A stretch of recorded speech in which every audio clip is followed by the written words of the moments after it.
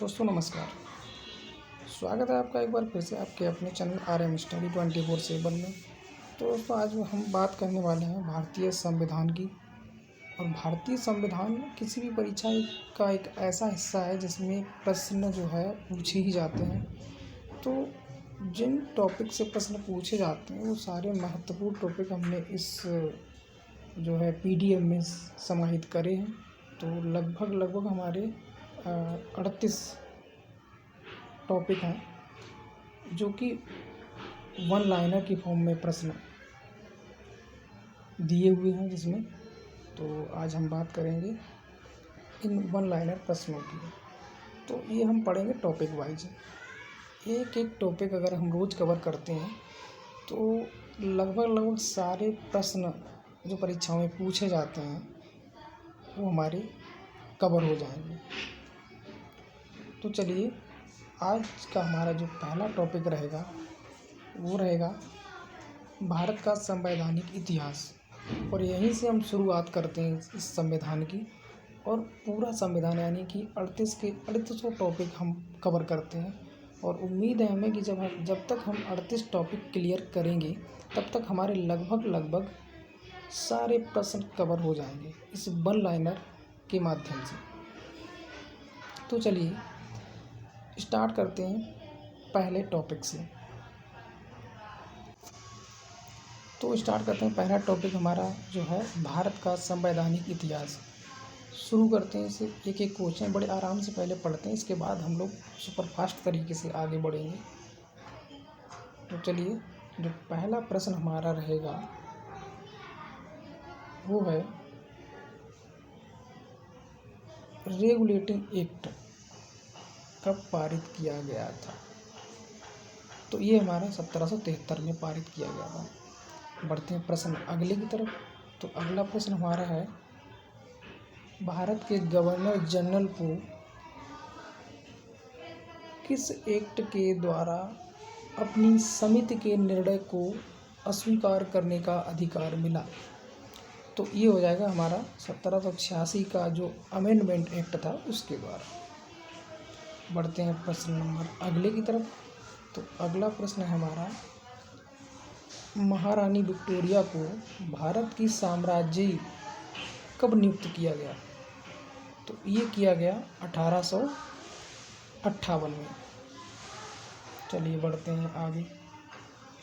अगला प्रश्न है हमारा मार्ले मिंटो सुधार का उद्देश्य क्या था। तो मार्ले मिंटो सुधार का उद्देश्य था पृथक निर्वाचन मंडल बनाना, यानी कि पृथक निर्वाचन प्रणाली बनाने का उद्देश्य था मार्ले मिंटो सुधार का।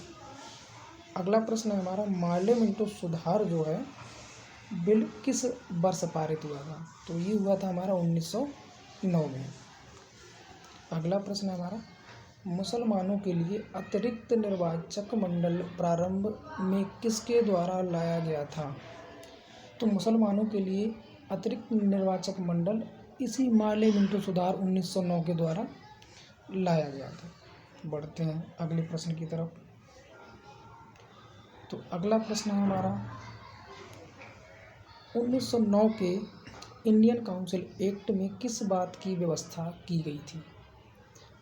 तो इसमें सांप्रदायिक प्रतिनिधित्व की बात की गई थी। अगला प्रश्न हमारा है मॉन्टेग्यू चेम्सफोर्ड सुधार में प्रावधानों का सार क्या था। तो इसमें प्रावधानों का सार जो था वो था प्रांतों में दोहरा शासन। बढ़ते हैं अगले प्रश्न की तरफ। तो अगला प्रश्न हमारा है भारत का संविधान लागू होने तक स्वतंत्रता के पश्चात इसका शासन किसके अंतर्गत चलाया गया था।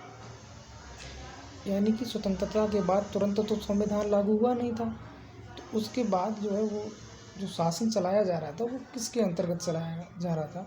वो था हमारा 1935 के भारत सरकार अधिनियम के द्वारा जो है चलाया जा रहा था।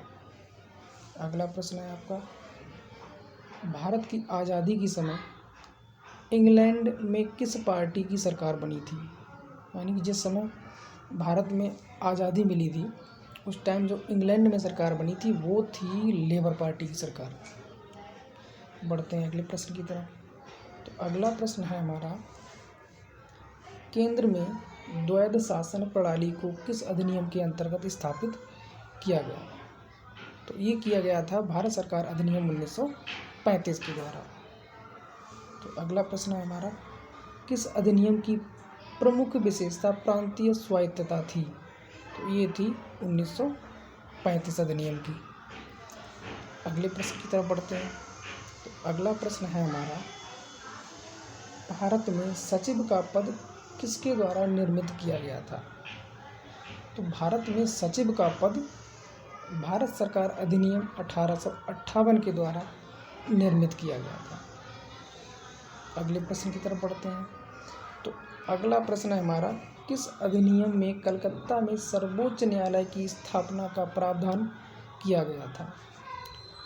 तो कलकत्ता में सर्वोच्च न्यायालय की जो स्थापना का प्रावधान था वो रेगुलेटिंग एक्ट 1773 अधिनियम के द्वारा किया गया था। बढ़ते हैं क्वेश्चन अगले की तरफ। तो अगला प्रश्न हमारा है, किस अधिनियम में भारतवासियों को अपने देश के प्रशासन में कुछ हिस्सा लेना संभव बनाया? तो ये था हमारा चार्टर एक्ट 1833। बढ़ते हैं अगले क्वेश्चन की तरफ। तो अगला प्रश्न है हमारा, किस अधिनियम के अंतर्गत भारतीय विधान परिषद को बजट पर बहस करने की शक्ति प्राप्त हुई थी? तो ये था आपका भारत परिषद अधिनियम 1892। अगला प्रश्न है हमारा, भारत का संघीय न्यायालय किस वर्ष में स्थापित किया गया था? तो भारत का जो संघीय न्यायालय है वो 1937 में स्थापित किया गया था। अगला प्रश्न है हमारा, केंद्र में कौन सा एक्ट द्विसदनीय विधायिका लाया था? तो ये था 1819 एक्ट। इसके बाद अगला प्रश्न है हमारा, 1935 का गवर्नमेंट ऑफ इंडिया एक्ट क्यों महत्वपूर्ण था? तो ये था आपका, यह भारतीय संविधान का प्रमुख स्रोत है। था नहीं है, ठीक है, ध्यान रखें। तो चलिए आपको बता देना चाह रहा हूँ, ये जो बुक है हमारी युक्ति पब्लिकेशन की बुक है और उसमें जो है बहुत ही महत्वपूर्ण प्रश्नों का जो सार है वो दिया गया है। तो इसको पढ़ लेते हैं। ये क्या ज्ञान की बात दी है यहाँ पे, भारत का वर्तमान संवैधानिक ढांचा बहुत कुछ 1935 के अधिनियम पर आधारित है। चलिए ठीक है, बढ़ते हैं आगे। तो ये था हमारा एक तरीके का इंट्रोडक्शन संविधान का। तो बहुत ही छोटा था हमारा पहला चैप्टर और यहाँ पे आज ये समाप्त होता है और कल से हम लोग फिर अगले चैप्टर को लेके उपस्थित होंगे और विस्तार से थोड़ा पढ़ेंगे। आज का पहला दिन था तो आप लोग थोड़ा ध्यान रखें इस बात का। और यहाँ से हमारा पहला टॉपिक होता है कंप्लीट। कल फिर से एक नए टॉपिक के साथ उपस्थित होंगे। तब तक के लिए नमस्कार, जय हिंद, जय भारत।